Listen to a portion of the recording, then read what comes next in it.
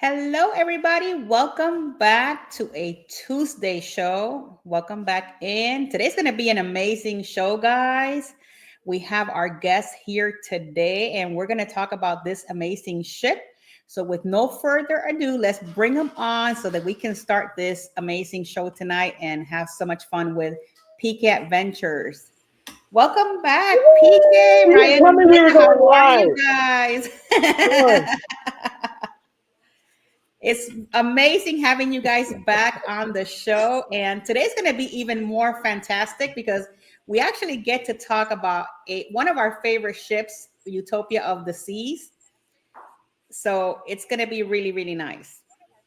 Yeah, I actually took Yeah. a lot of notes, so I have a lot of notes so we could compare. Yeah, it was hilarious. This time around, she was like, remember, this is a business trip. This is the scouting trip. This isn't a fun trip. So she was taking notes the whole time. It was hilarious, but good info. Really good Well, I info. have a lot of good questions for you guys. I've been on the cruise, so we're going to share memories and different opinions. I know that you guys did something that I didn't do. So that's Yeah. going to come down the road and it's going to be a lot of fun. I know, right? I cannot wait to hear all about this. Let's just welcome everybody in. Welcome in Harlan. Welcome in Scott McNeil, Samara, the Queen of Disney, and happy birthday to Samara. And Eddie Lugo, yo, is always in the house. So welcome you guys in. This is going to be a fantastic show tonight. And we're going to talk with PK Adventures. Welcome in, Cruise Nuts. Thank you so much for being here. We're going to talk to Ryan and Melinda from PK Adventures. Guys, if you have not yet subscribed to them, go check out their channel. And they're putting in some really cool vlogs for you guys out there. But tonight we're going to concentrate on Utopia of the Seas. So I have a couple of questions for you guys. I know that this was your first time on Utopia. My question to you, being that this is a weekend cruise adventure, did you find yourself that you went on this ship and got right back off the ship real quick? Like you didn't have time to do everything you guys wanted to do? Yeah. Well, I mean, it felt, quote, long to us, yes, but I think we still didn't see everything or couldn't appreciate everything. yes. Okay. We saw everything because we did a ship tour and it took us a little over a half a day to do a ship tour. Okay. But as far as experience everything, yeah, there's no way that. Yeah, that and was we did way the fast. 4-day, so we were during the whole week. Yeah. Oh, so you guys got to see the parade. Yes, Yes. we caught a little bit of it near the very end of it, but it was interesting. Because yeah, they basically same itinerary, they just threw in a sea day. And Right. Toodled around the Caribbean or the Bahamas. Well, the Queen of Disney has a question. She wants to know, was the cruise crowded? I didn't feel it crowded. I didn't feel it crowded either. I mean, on the first day, obviously, when everybody's getting on, I think that's when I felt the most crowded. Okay. But we didn't wait long for anything. No, not even coffee, surprisingly, this time. Usually Yeah. it's wrapped all the way down to Sorrento's. And Yeah. it Right. really wasn't. They had like 3 or 4 people working the coffee line, so it didn't feel, it moved really fast. Well, I just want to say real quick, Angie, welcome in. Thank you so much for being here. I remember that when on embarkation day, it went fairly quickly. The first time I went, this second time was a little bit different because we just had Hurricane Helene come through Florida. And it kind of like threw me off a little bit because we got on the ship like at 4:30.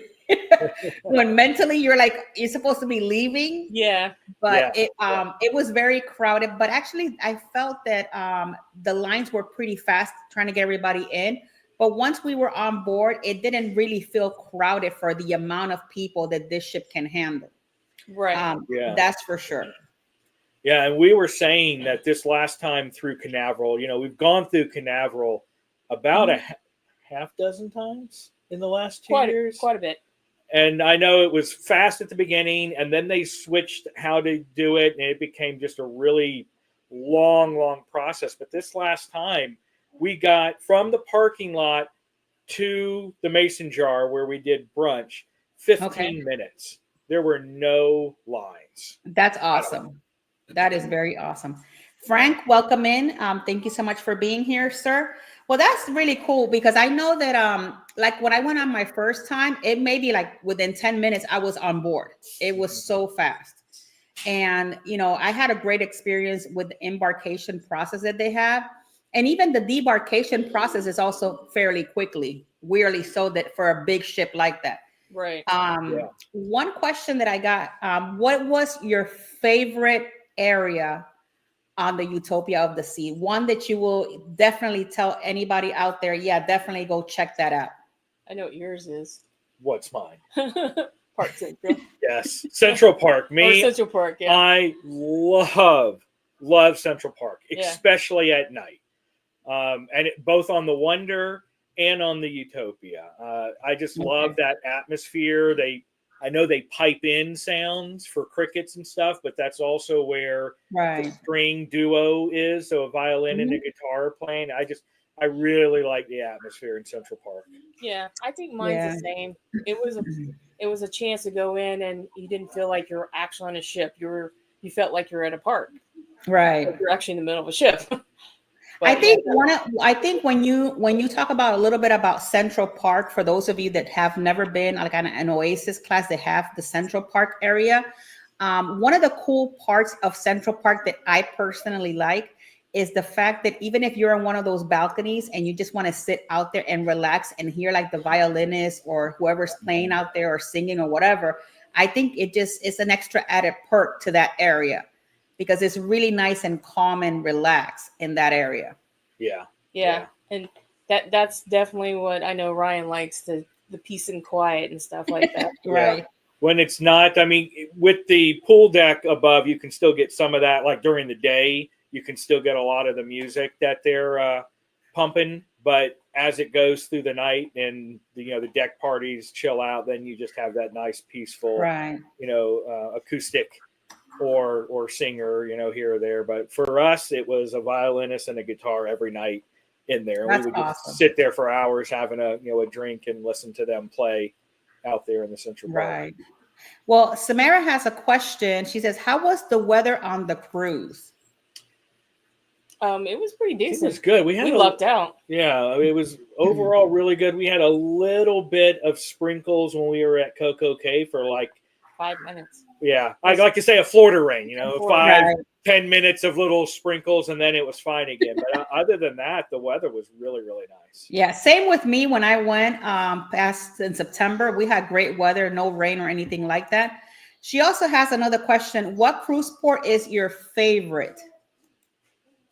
Now, are we talking about just the Utopia we went on, or overall cruise port? Because that's a whole bunch of different. Like, what is your favorite port? I guess I don't know if it's debark or embarkation. That I don't know if that's what she's asking. But she says, which is your favorite cruise port?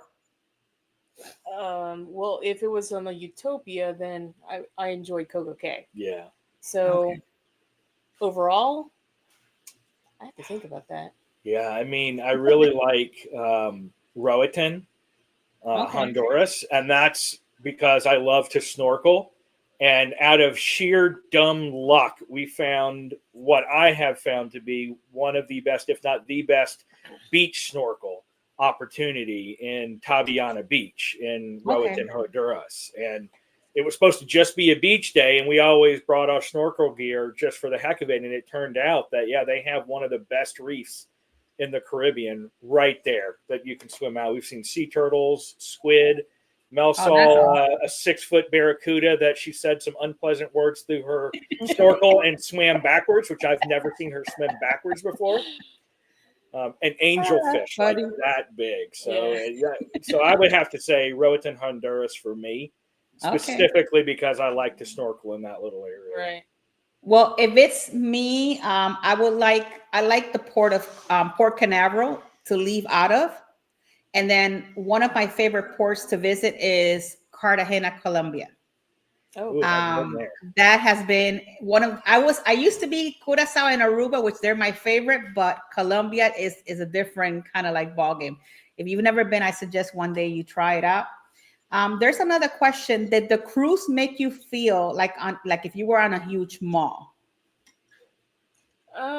Sometimes I guess because Yeah, like in the shopping, if you're in the promenade area, there are a lot of shopping there, so it does kind of feel mallish with the upper and lower levels that overlook, Okay. but just that one little area. yeah, All right. I don't know if it was necessarily a bad thing. I mean, No, yeah. it seemed like it was the entertainment like hub basically. I think. Yeah. 'Cause Right. it's mixed in with the karaoke and some of the bars and stuff. So it's not just shopping; you have entertainment there too. Yeah. Okay. Well, M has a silly question. You know, there's never a Nope. silly I was going question. to say, no questions are ever silly. It's supposed to be similar to the New York Central Park, if anybody knows. Yes. Yes. And 150 Central Park Steakhouse is the same thing. There's another steakhouse that's 150, what is it, 150 feet from Central Park. Yeah. And that's I how think so, 150 yeah. Central Park got the name for that restaurant. And so, yeah, that's supposed to be that whole New Yorkish feel and vibe. Right. Which makes sense too, because that's where they've moved a lot of the higher end jewelry stores. Mhm. It's up there in the Central Park. Is it? as I, well. Yep. I did know And that makes a lot of sense if you think about it. They were very, I Yeah. said they were very smart in all the venues they put in that area. And since you like Central Park, I think in that area they also have like the Izumi, and then they have Izumi in the Park. Yes. Yes. So we got that's a to really both. cool venue because Giovanni is now moved to deck 8, I believe, where Wonderland used to live. Now it's Yep. Giovanni is that's where she's at over there. But I think that they did really good with Izumi, and I think that window, like the Izumi in the Park, that's a really cool thing to have. That was cool. That My only complaint, it has nothing to do with that. It's the unlimited dining plan. You only get like $10 per day per person at Izumi in the okay. Park, which is like enough for One. one appetizer or one sushi roll. So if you're trying to do, like an appetizer and a dessert, because they have these killer ice cream Right. cones too, you'd have to pay. Those were really good. I tried I think it's what it was, the cookies and cream or something like that on the little whatever that waffle thing that they whatever had. the waffle thing was. Yeah, that was really good. Yeah, we didn't try that. We went with the two hot things. We had the chicken, the dumplings, and the dumplings. Yeah. as well. Awesome. But that was a nice touch. I really did like that. So I have another question for you. When you guys went to the Pesky Parrot, because the Pesky Parrot, as most of you guys know, Yes. this venue was changed by the Bionic Bar. Yes. So how did you guys enjoy the Pesky Parrot? Did you feel that it was a really cool idea to put on that ship? I liked it, especially because you're trying to get that tropical feel in a weekend, and it kind of makes me think a little bit of the Jimmy Buffett and that kind of atmosphere. So you had the little parrot that sat there, and we'll talk to you every now and then. And here's a hint: you got to walk in front of it. You can't just sit there for 15 minutes hoping to get a video, and then the bartender comes up and goes, "It's not going to talk unless someone walks in front of it." I'm like, really? Yeah, Brian is a hoot. Let me tell you, because when I went to visit Brian, he did not want to talk to me at all, and I did the front thing too, and he was just there staring. So for those of you that have not seen that vlog, go back to the vlog. It was a couple of weeks ago that I put it up there, and Brian is just there chilling, just looking at me. He just didn't want to interact or do nothing. Yeah. But I have seen him talk. To other people. So you see it on our vlog, because I actually got him. Oh, so you actually caught him. We caught him talking. So well, that's a good thing. Okay, well, there you go. Probably January by the time those are ready to come out. But yeah, we got him. It was good. We tried a couple of drinks there. I think we like yours better at the Pesky Parrot. Well, I tried a drink almost every bar except for what's the one upstairs? Oh, we never made it to Lime and Coconut. Lime and Coconut. And so I got a bar recommendation for every bar. Yeah. No, Lime and Coconut is off the charts. That place is like 2 stories. Yeah, that was the only place that we did not touch. We took a picture by it, and that was it. Yeah, the Lime and Coconut on this specific ship is 2 floors. So you can go up or down, and it just gets so packed, especially when they're interacting and they have all this music going on and all the parties at the pool area. Like you have nowhere to find seating in that area when that's happening, guys. So you will feel kind of like most of the ship is just there. Yeah. Yeah. And it was just crazy. Now, I will say that one thing that I did notice, that when we went on the naming ceremony, and then when I went back in September, you guys will probably never notice this, but for the people that were on the naming ceremony, you know, the little pool, or you can say like the jacuzzis they have by the pool by the lime and coconut.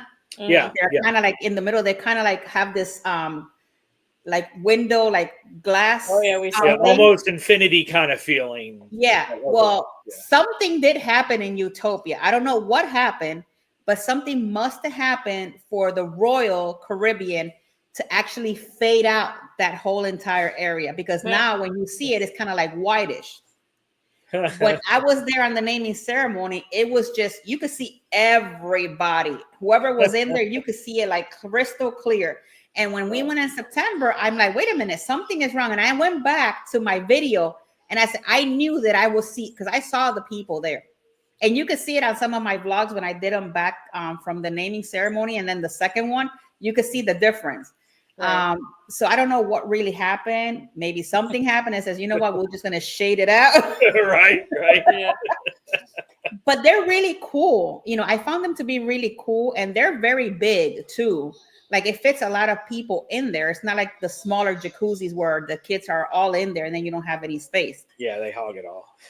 So since we're almost 20 minutes in, we're going to ask this. I'm going to ask you guys this question because I am so curious to know. Look, he right is like, I know where she's coming from. I am just curious to know. That's right. How was your experience on the Royal Railway? I liked that overall experience. I mean, it was really, really cool. Okay. When we got on there, because again, we had the unlimited dining package, and you can't book anything for those who've never had it before on Royal. You actually cannot book any restaurants until you're on the ship connected to the Wi-Fi. So our hope was pretty low when we got there, but we immediately found someone, and they said to actually book that, you have to go to the Royal Railway. It's not like the other ones where you could go to Izumi's and book all your specialties and all of that. Right. We actually had to go down and talk to the Royal Railway attendant. And so we went down there and we got on the waiting list. Luckily, I think we were the second people in line. Yeah, because we got on fairly early. We got on like at 10:45. Yeah. Oh, that's awesome. It was super early. And so we made a beeline straight there. There was only a couple people in front of us, and they were like, "Are you willing to sit with people?" And we're like, "Yeah, as long as we can get in, we'll sit with anybody." Right. Yeah, and that's the tip as well. If you are hold out for a table for two, there's only 1, 2, 3, 4, 5, 6. There'd be only 6, 2 per cart. Right. So you have a higher chance if you agree to sit with somebody else, because there were more tables that could seat 4. Right. Yeah, and I think when it comes to the railroad, I love the idea overall. I actually love the idea overall. And I think they're going to be bringing more things to that. Right now is the Wild West. Eventually, they're going to bring other different things. But I feel that for the amount of people that are interested in doing specifically that specialty dining is very, very limited for the people to be able to do it. Either you purchase it ahead of time, and for those people that don't know the cost without the actual package, like dining package, you're looking for 2 people at $283, like $284. Yeah, that is the cost. It used to be $75. Yeah. Gonna say, and I told Mel that I loved it. I love the experience. However, there would be no way on God's green earth that I would pay full price for that. I mean, we went in there expecting the food to be awful, because we heard people said the food was awful. So when we got in there, we were very surprised that the food was actually good. Yeah, I really did like it. And again, for a dinner theater, there's a little cheesiness going on, but it was still a really cool kind of feel and vibe throughout the whole thing. And Right. just from start to finish, you got yourselves your little, railway tickets that you could get and you had to give. Yeah. And there was a couple opportunities where they made it kind of unique because they printed our names on these little tickets. Yeah. Even though we were last minute, we still got personalized little tickets. Yeah. That's awesome. And somehow I got a telegram too. Yeah. Even so, like we get on there and like halfway through it, they're like, "Oh, there's some telegrams for a few of you," and then they call you out and you raise your hand, and then they're like, "Okay, so this is from the so and so who said make sure to take your itching cream or something silly like that." So it was a cozy atmosphere. It was really cool. I mean, like Ryan said, I wouldn't pay full price. Mm-hmm. We got the dinner package and I paid a little over $300 for the unlimited dining, so an extra $50 a person. Again, in my mind, made it worthwhile. Really good. Because if you think you're eating every single specialty restaurant that's going to run you on land, a good 150 Central Park or Chops is equal to Burns or Ruth Chris. Right. And that's going to run you $300 or $400 just for one meal. Mm-hmm. So getting that unlimited dining package and rolling the dice and then the extra $50 upcharge per person for the Royal Railway, that was a good value. Right. And I agree with you there, Ryan. I completely agree with you there. Because when I paid for it, I paid the $383. And I remember I talked to you about this. And I actually retroacted and I canceled the reservation. And I was after because I wanted to take my husband to go check this out. And I canceled the reservation because I said, I cannot see myself paying almost $300 for a specialty dining. That's just crazy. And what upset me was because when we were there for the naming ceremony, they had told us that it was going to be $75. And come to find out that was not even the case. Really quickly, I want to welcome in Cruz Bolero. Thank you so much for being here today. But that wasn't even the case. That's why I was looking forward to seeing what your perspective of that specialty dining is, because I know that I've heard it from like JJ Cruz, Lali the Loca, all these other major bloggers that went and actually got to do it. They all have mixed feelings about this specialty dining. Yeah. And even Trev and Chels, if you guys follow them, it felt like it was kind of like fast paced. Like you gotta eat as you're watching everything unfold, because if not, then they'll take your plate away and then the next plate comes in and there's no way of you I got that feeling too. Yeah. I felt like we had such a set time. We had to finish everything. I felt it more near the end. It felt like the pacing for me for the appetizers and things like that were good. But then once we got to the main course and especially dessert, it was like, okay, you guys are done. Bye. Have a good day. It's like, wait, I still have half a dessert. Right. Well, Emily has a question. She says, is the railroad worth the money? Only if you have the specialty dining package and you got a good deal on that. I do not think it's worth the money for straight up cost. I mean, you are paying more for the railway than you would for the chef's table. Exactly. And getting a fraction of that upscale experience. So you're paying probably 80% of that fee is for the entertainment aspect of it, and not for the food side. Yeah, I mean, with the chef table, at least you get wine. Yeah. Yeah. I agree. I completely agree with you when it came to that. Yeah. Another question that they have, did you guys buy the classic drink package? No, we're Diamond, so we get our 4 drinks a day. What we ended up buying was just the refreshment package, so we could get the specialty coffee and things along that lines, and then just use our Diamond drinks for alcoholic per day. What is the CP 150 was there? Can you tell me what you mean by the CP? Yeah. Is it, because I'm not sure what you mean by that. And then all the extra food and drinks will be the same price as a 3-night. Yeah, right. A 3-day Disney cruise, $2,000. Another question, was the bread included? Because M had the same thing.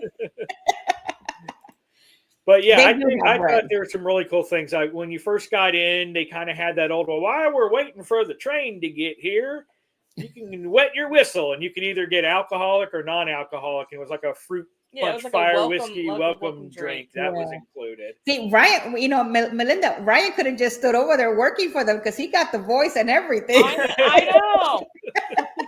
I really hammed up some of the interaction for sure. Yeah. You know, and So so did he's you ever like, "I'm find the watching snake? you, Anthony. Thanks for your help." I'm like, "Least I could do." I know, right? Did you actually find the snake, or your area didn't have a snake that went missing?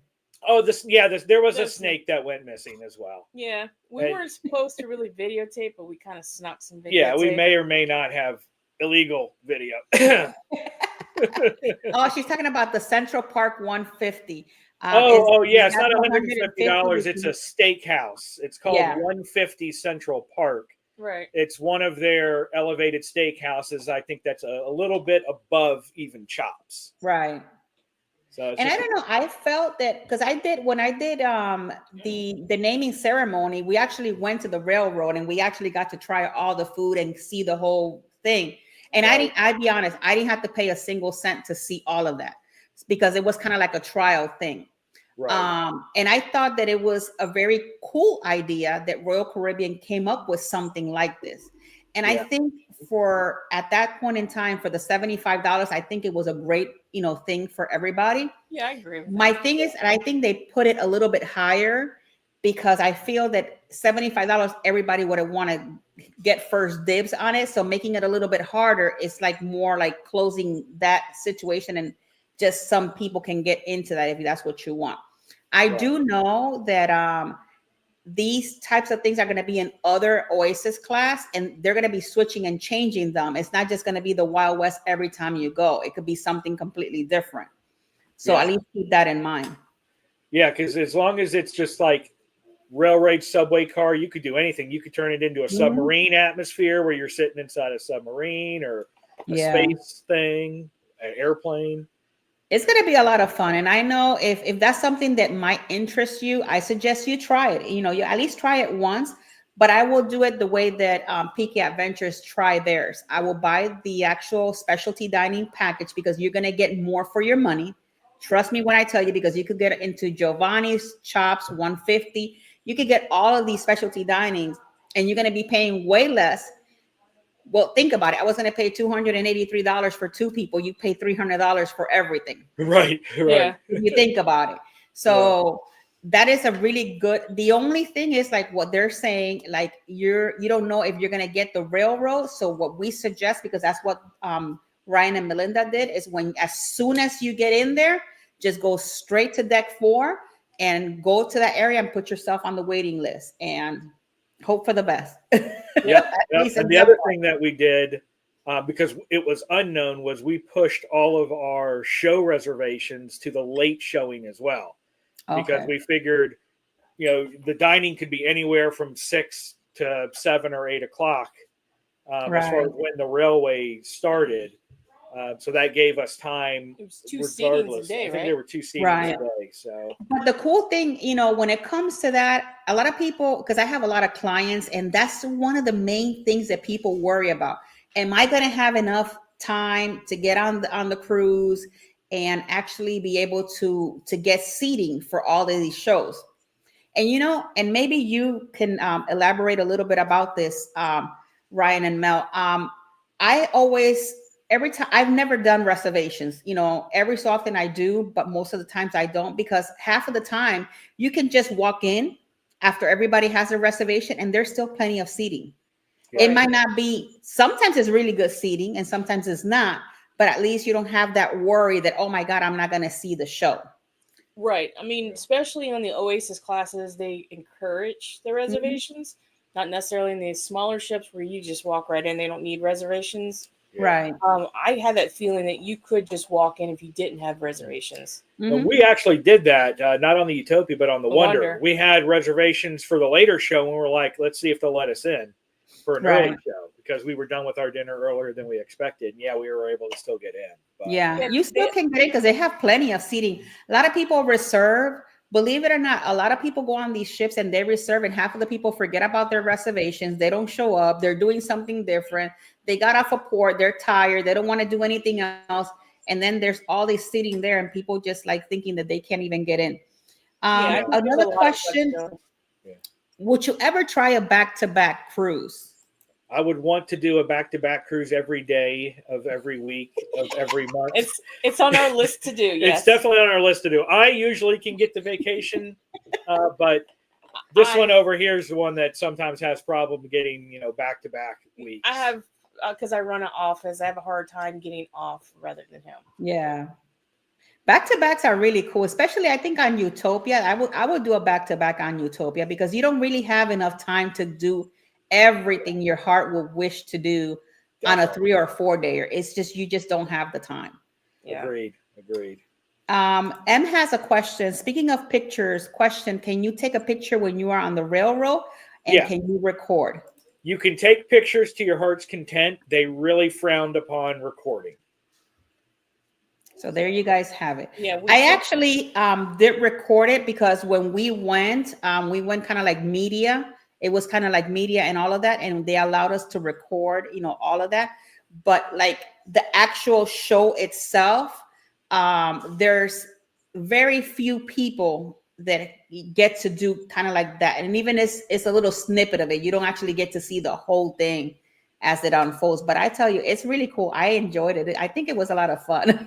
Yeah. I got some snippets, some of it on the down low where you're holding the camera like this. Like, hey, how's it going there? So we'll have a little bit in our blog. But yeah, it'll probably be just snippets as well and not a lot because I get it. It's a new thing. They want to try to keep it mysterious so people can experience it versus watching it on YouTube. So well, that's awesome. And also on this ship, they had a few cool new amenities. Like, Giovanni was moved into Wonderland. Wonderland is completely gone out of Utopia of the Seas. Another cool venue is the music hall. If you guys like music and things like that, that is an amazing, I think, to me, a really cool venue to go check out, especially on these Oasis Class ships. Yeah, so did you guys ever visited any of those? Oh, yeah, both. I really like where they put the Giovanni's. And I think they actually did an exterior balcony as well. Yeah, it wasn't on the Wonder. It wasn't on the Wonder, and I really like the location. I mean, Wonder's okay to do once, I think, but Wonderland. You mean? I mean Wonderland. I'm sorry,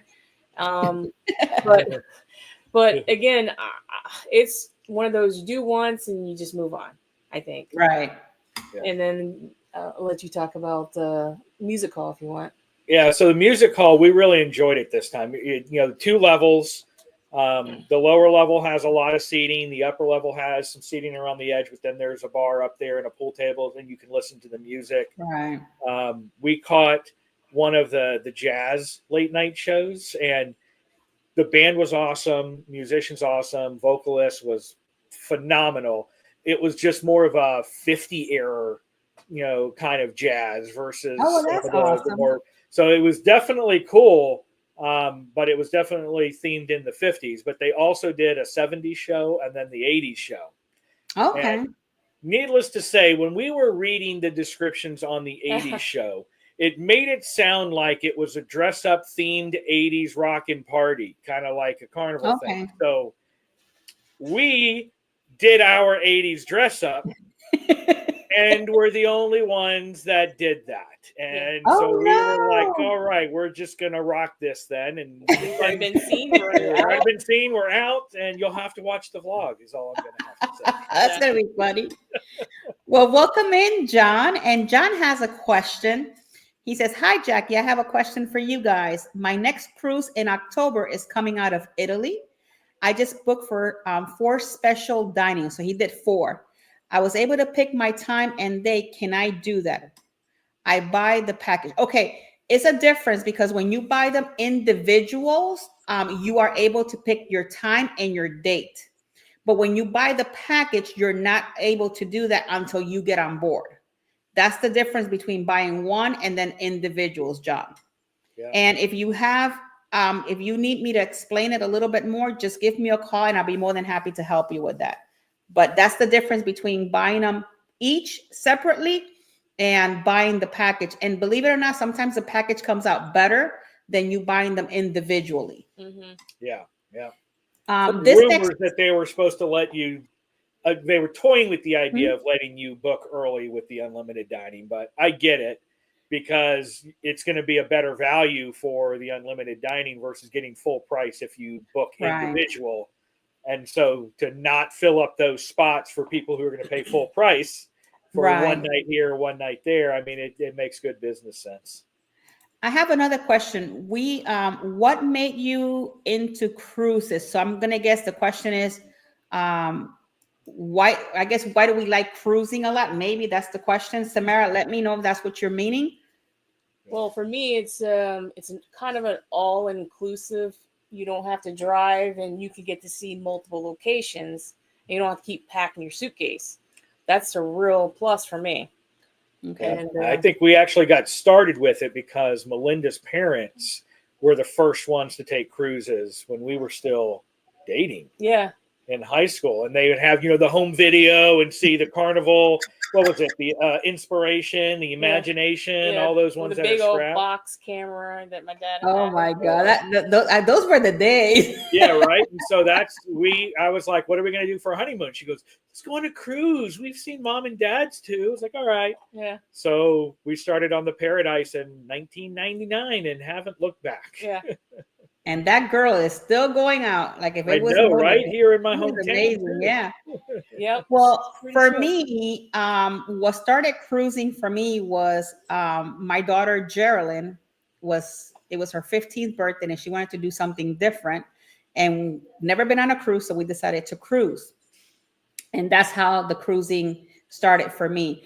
But I always tell everybody from that specific cruise experience for myself, I always tell everybody it is the best place to go, one of the best areas instead of taking a plane and paying for your airfare ticket in a hotel and all the food.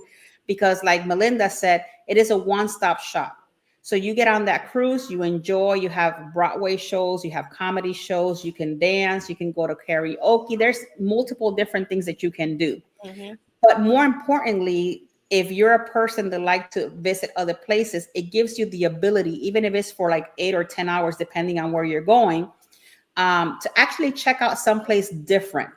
And to me, I like that because I feel that if you are traveling and you like a place, like I love Aruba and Curacao and Colombia, now I can say, you know what? I want to go to Colombia and do maybe a 7-day, Right. and just fly there and enjoy that, or go to Aruba because now I actually been there and I know that. And I feel that it's very different than when you say, I just want to go to Cancun, Mexico, and you've never been there. You don't know what to expect. And all of a sudden you get there and it's not what you thought it was going to be. Yeah. And then now you're stuck there for a week. Exactly.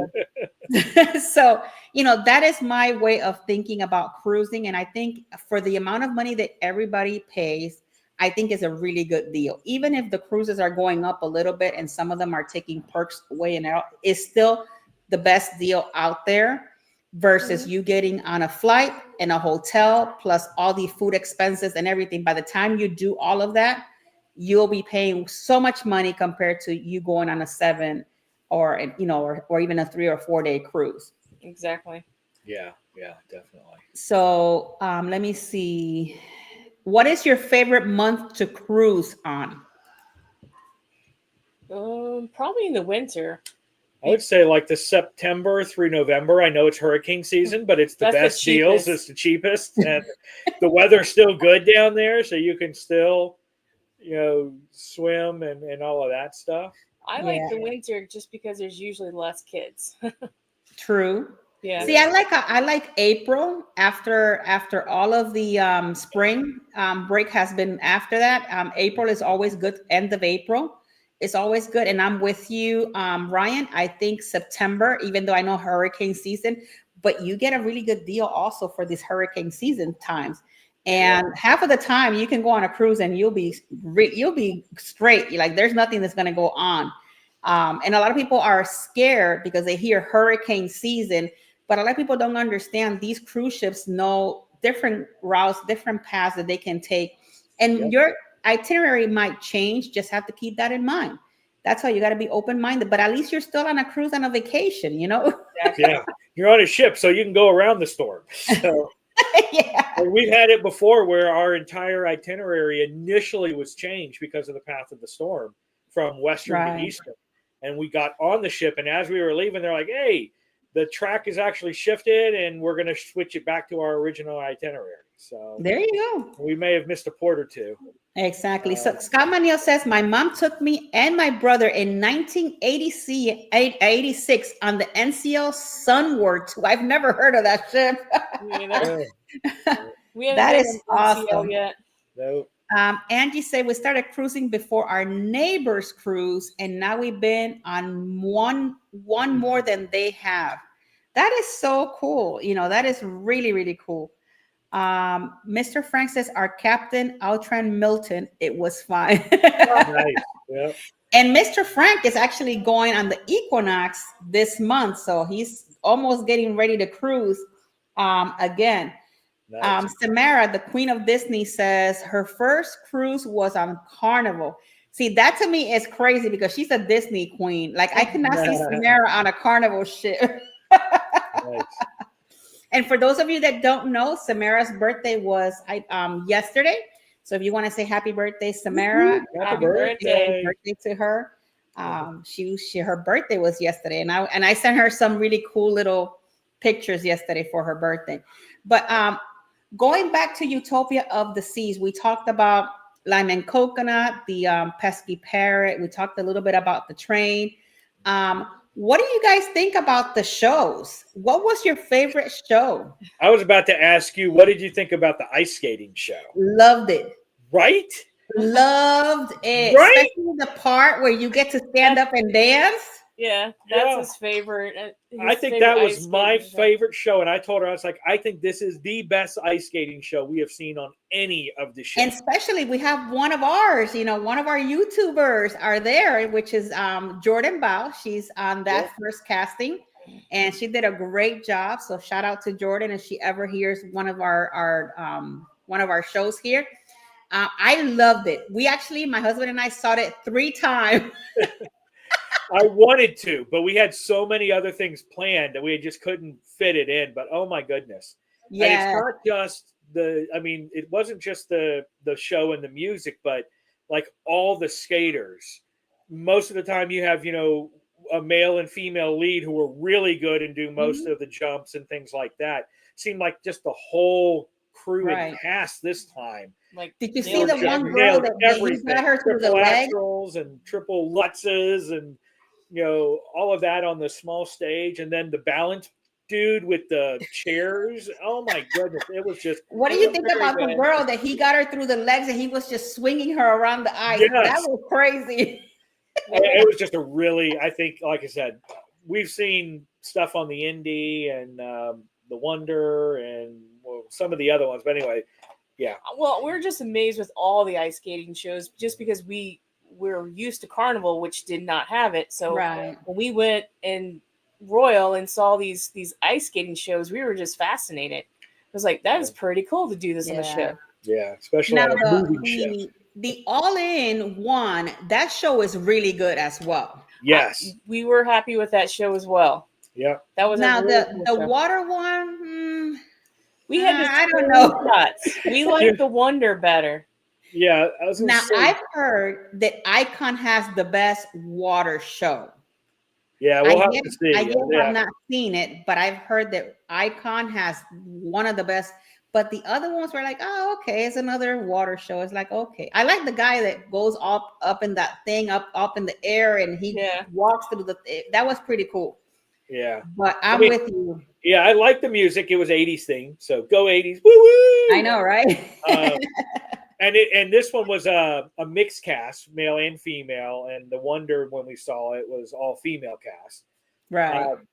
But Mel and I were talking, and I just think as far as the drive and the mysteriousness of the Wonder, because it was designed for the Asian market. So that was kind of water, earth, spirit, fire, that whole kind of feeling for that market. It was just an intense show. Yeah, it was really, really good. Yeah. So I really liked that show better than the one on the Utopia. But it was still good. They were still good. phenomenal, still performed excellent. Just we had more of a connection with the one on the Wonder that really moved us, if you will. Right. Yeah, it was The a only party. thing that I don't know, and maybe that's something that is coming down the road, because eventually Utopia is going to be doing a 7-day cruise instead of the 3 and 4. Yeah. Eventually, she's going to be positioning into that. So I don't know if once that part of it happens, if there's going to be a Broadway show in Utopia, because Utopia is the only one that doesn't have one. Yeah. Yeah. So they left her be. They left her bare. Like, this is all you're going to get. You're going to get a parade. Right. Yeah. You get the effector parade is what you get. Well, what now that you mentioned the effectors, what do you think about that? Because I don't like it. That's I my think personal opinion. I think Yeah. it's great for the kids, but it's like, I guess my expectation going on the Utopia, I was thinking it was going to be more of a party ship because that's the way it's advertised. Mhm. But I didn't expect it to be more just like a regular cruise ship, a Yeah. regular cruise.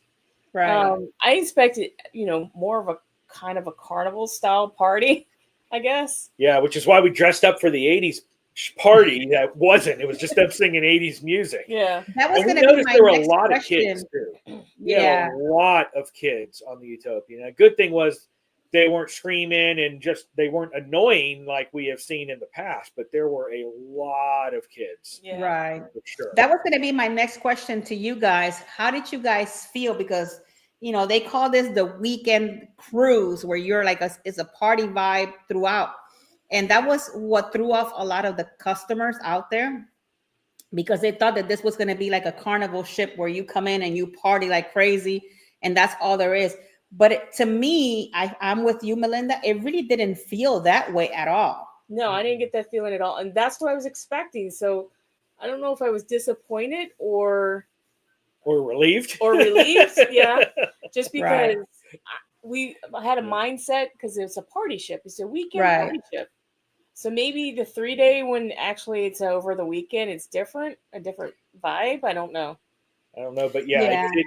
And like the whole, we were thinking, oh, there's toga party, toga. Well, no, it was you could get a sheet and then go to a silent disco Right. in your toga. And it's like, okay, that's not, when I think of a toga party, that's not what I think about listening to headphones and no one saying anything. No, you think Right. Animal House. Yeah, you think of Animal House. Exactly. Well, welcome in Controversial Cruising. Thank you so much for being here, Mr. Scott. But I agree with you, because there was a line to pick up the sheets. There was a line when I remember seeing a big line. I'm like, why is people lining up to pick up the sheets? And now they do have the red party. They have the toga. They have the parties by the pool, which that gets crazy. Like, and I don't know if it was at least to me, I don't know if it was a situation where I actually missed it and didn't get to see it or go. But I do remember for the naming ceremony when I was there, it was just a party vibes from the moment you got in to the moment you left, nonstop. But when I went in September, it didn't even feel that way. Yeah, it really did. And that's why I was a little disappointed. Because she was like, you got to get ready. It's going to be party. You're going to have to stay up past your 8 o'clock bedtime. And so, so there's still, there was still music and stuff, but it did not have that party vibe feel. Right. For me anyway. No. Well, welcome in, Marjorie. Thank you so much for being here with us today. Welcome in. But I agree with you, Ryan. It really didn't feel that way. It felt like that on that one day. And then when I went back, like I said, in September, and even for you guys, it really didn't feel like you were in an actual party galore every single day of every minute of every time that you were on Utopia. Yeah. So I think that was really good, at least to me, because kind of gave it a little bit of a different flow. But everybody's party's different too. So, I feel like they also had like a theme almost on the ship. Like it had a lot of 80s music. So the shows are around 80s. A lot of the music parties are around 80s. So I think they're targeting like our age group. Right. Yeah. Because even if you go to the Red Club, they were playing 80s music there. Yep. And that's the what Red it really Club felt goes like. from, what is it, 12 to 2 in the morning or something like that? Yeah, something like that. I didn't make that. I barely made the 80s until 12:30. We were up till 1 o'clock. Or what? 1 o'clock the night before we had to leave. Exactly. So I have a question for you guys. So did you guys even try the spare tire? No, we didn't. We filmed it, but we didn't. We walked by it. Yeah, that the spare tire was like the street eats kind of thing. Yeah, it's a little food truck. Yeah, we found ourselves not really eating a whole bunch in the middle of the day because we were so full from dinner the last night. Yeah. I mean, we would just, because we ate at the specialties, we didn't even go to the dining room. Yeah. So we were getting our money's worth from the specialties, and I feel like we skipped a lot of meals, actually. We did, because we were saving room for the 150, and then we had the beach club at CocoCay, so we had steak and lobster for lunch, and then we had Izumi's. So there were a lot of times where we had a little breakfast and then didn't eat anything until dinner because of how big the meal was going to be. Yeah, Izumi was really cool. I actually did Izumi, and I truly enjoyed it. There's a lot of food. They give you so much food; it's crazy in Izumi. So the only thing that I've noticed with Izumi's over the years, and really only over the last 3 years since we started going on Royal, is there's vegetables when you do hibachi. Mm-hmm. It changed. I guess economy, I get it, but it used to be, the zucchini, the squash, broccoli, peppers, and onions. And now it's like 80% cabbage with thin sliced peppers and onions and a couple of carrots. There's no more zucchini, squash, or broccoli in there. I'm telling you, that little by little, they keep taking away. Yeah, exactly. Yep. But even with that being said, I agree. The food was phenomenal. Yeah. And this on the Utopia, our chef, and I can't remember his name. I've got his name on the pictures or whatever. But anyway, his delivery, because I mean it's all the same skit. Right. It depends on how does the chef deliver it. Right. Oh my God, his delivery was pretty good. It was one of the best hibachi ones we've had. That's awesome. And if I'm really going to show my 80s age here, but if you've ever seen the movie Nerds in Paradise, where he has the donkey laugh, that was what he was doing, where he would say a joke and he'd be like,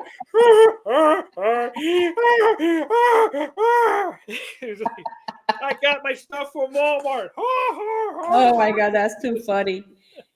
But I think Izumi did really good with their food. That was the only specialty dining I actually tried on there. But at least they have Sorrento's, which they have unlimited pizza till really late at night. It isn't cut off at 12. So that's a good thing.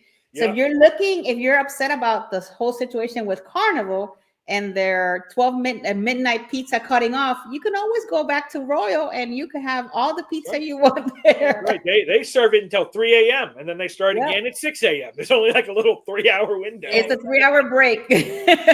Let's shut up the oven for a little bit. We didn't eat at Sorrento's because we went to Giovanni's and we actually got pizza at Giovanni's. So we had our fill of pizza that day. I don't think I tried Sorrento's on Utopia, to be honest, but the line some of the times was like out there. Yeah. So we did do the mason jar. So we did the brunch. And that was cool because usually mason jar, you can only do brunch on sea days, but they actually had it set up where on embarkation day, you could do brunch in the mason jar too. So that was good. So what did you guys think about the parties on the promenade? I don't think we did a lot of parties on the promenade. I mean, we saw the effectors like near the tail end. And that's all when we were getting back on. Yeah, I don't. Okay, because they do. They have like two different parties. We watched it in the room. There was an '80s thing, and we watched it in the room. That's right. Yeah, there was. They do like a couple of parties during. I think every evening. I think it is. They do different ones, and I think they were pretty cool. The only thing that I didn't. The promenade is the promenade. You got people going back and forth, walking to get from one place to another. I know. And I feel that that's not the right place to do all of that, because then you have that crowd, that massive crowd of people on the promenade. Yeah. And you can't even get from one side to the other without having to maneuver through. Go outside and go around. That's what I usually do. All these people. Yeah. So that's the only thing that I can say about that area. I think that they should move those types of parties, maybe, I don't know, end of the promenade or something someplace else, because like in the middle, it's just crazy. People trying to pass back and forth. I mean, that's probably the one time you're going to feel crowded is when they have that type of thing going on right there. So many people there. Yeah. for so many different purposes. I mean, I could see the Exactly. parade there because you're going to go up and down, but like the 80s party theme, that could have been easily done in the music hall with them standing on a stage in there Right. with their little I Ghostbuster agree. outfit and stuff like Right. that. So I have one question that I got for you guys because I know we're almost done with our show today.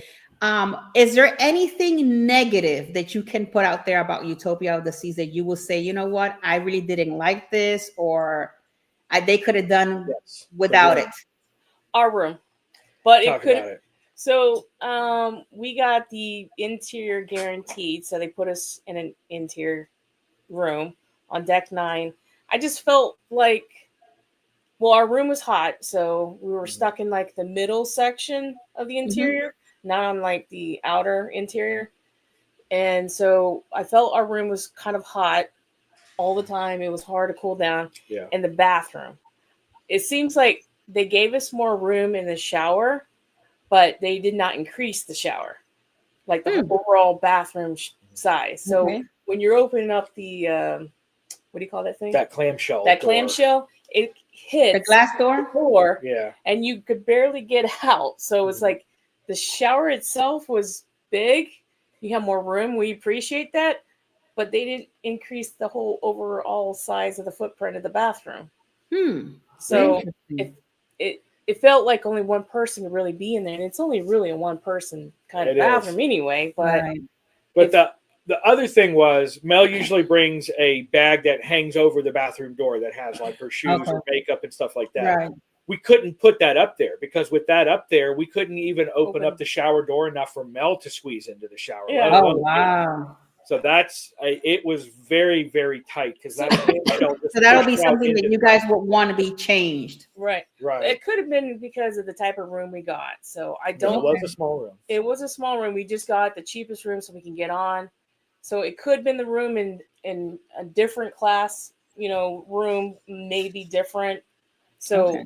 that was just our personal. That's the only complaint, and that's Well, actually just pretty good. to give you a little bit about my room, because I have had 2 rooms on Utopia. I had a balcony, and then I had an ocean view. And both rooms were different. I agree with you, Melinda. Both rooms were different. I didn't have that situation on the bathroom part of it, but both rooms were different. The only difference is that the balcony was a little bit more spacey. The bathroom was great. I didn't have any problems there. And the ocean view one, it was smaller. It was a smaller room. No problems with the bathroom. It was, I think it's the way that the room was set up. It was just a little different for me because it had like these like cubbies like on the side, not like together. I don't know if your room was like that too. So that's the only difference that I can say on my end. I really don't have like anything negative about Utopia per se. I really enjoy the ship overall, and I like the new concept that they have. Um, the only thing is like they have like Johnny Rockets like for complimentary for breakfast and stuff like that. I think Playmakers is really good. If you guys never been to Playmakers, I suggest you guys at least try it because it's really good. But the only thing is like it's an Oasis class, it's kind of like the same thing, just a little bit different. But one of the things that I think that they should improve on there is kind of like their elevator situation, to be honest with you. Because when you have a lot of kids there, it's like they're all over the place. And that's the only situation that I think that they should have a little bit maybe more elevators than what they have, especially for the people with accessibility and things like that. I feel that they're very challenged. The people with accessibility are very challenged working through these elevators on these ships. And I think for me that Royal and every cruise line should at least maybe have a designated elevator for these people that have the scooters or whatever, because you see them where they just stand there and people just go in front of them. Like they don't really care. And I feel that at least having something designated for them, I think will be great for them, because they don't, I could feel they're, it's you feel aggravated. You're waiting on an elevator to come down, and then you have all these people cutting in front of you and not letting you get in is crazy. Yeah, and you got to remember on the Utopia too, it's the smart elevator, so you got to get the iPad outside and figure out, okay, where do I need to go? Because when we first Yeah. got there, we just went to the first thing, and I'm like, wait, there's no way to get in. There's no way to press buttons, and so we got to say, okay, 9, and it's like, okay, go to elevator C. And Right. so then we had to walk down to elevator C. I still haven't made up my mind if those are good elevators or bad elevators. I haven't made up my mind yet.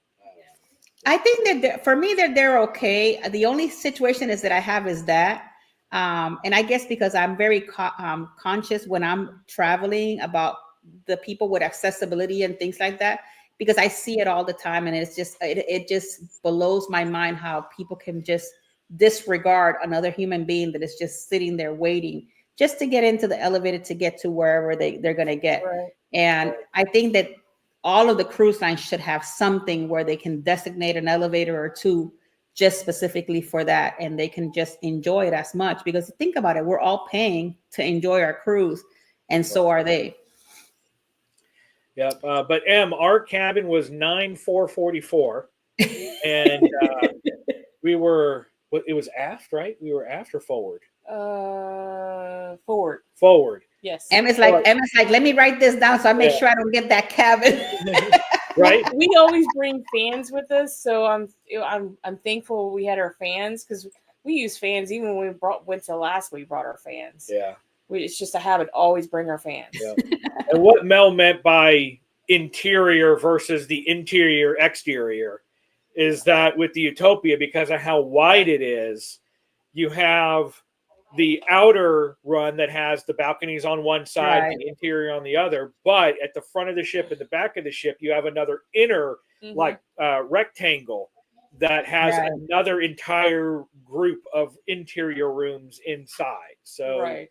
you come out of the elevators and you go into a special doorway that then just takes you to this interior square that has a bunch of interior rooms. Yeah, it could have been the location. So Yeah. Well, guys, thank you so much for being here with us today. Thank you for the community that actually had all these cool questions for us. PK and Melinda and Ryan, hopefully this is not the last time we see each other. You guys are always welcome to come into the channel whenever you guys have something really cool out there to let us know. All you got to do is, you got my information, just call me. And I just wanted to say something really quickly before we go. Ryan and Melinda are part of Expedia Cruises. They are I'm in the Carrollwood office. They're in the Newport Richey office. And welcome to the Expedia family for both of you guys. And I hope and I wish you all the very best, in not only on YouTube, but also in your Expedia adventure that you just entered in. So if you guys are here from Peak Adventure, just shout out to them, check them out. And if you guys are needing to cruise, give them a call, because they're going to need clients and all of that stuff so that they can get their Expedia profile up in the air. That's right. Help us, please. I know, right? Hello, I'm here. But it's a great journey. I love Expedia. It's a great journey. It's amazing. I truly enjoy my work, and it's one of those things that when you enjoy what you're doing, it's not really working. yeah, exactly. Yeah. So hopefully maybe one of these days we'll see each other, or maybe at a naming ceremony or something really cool like that. That And then would be we cool. can do something together. Definitely. Yep. Definitely. So guys, thank you so much for being here today. Tomorrow we have Across the Wave. We're coming from the port of Reykjavik. I hope I said that right. And it's going to be with Jeff D and Cruising with Keith. So if you're interested on kind of something, checking that out, it'll be tomorrow at 8 p.m. In the meantime, thank you so much, Ryan and Melinda, for being part of the Traveling with Tinkerbell. Thank you so much for giving you guys our input on Utopia on the season. Hopefully you guys enjoy this, and we give you some really good information. Thank you so much. I love you guys all to the moon and back. Thank you. Bye. Bye. Bye, guys. Toodaloo. Hasta luego. Bye-bye.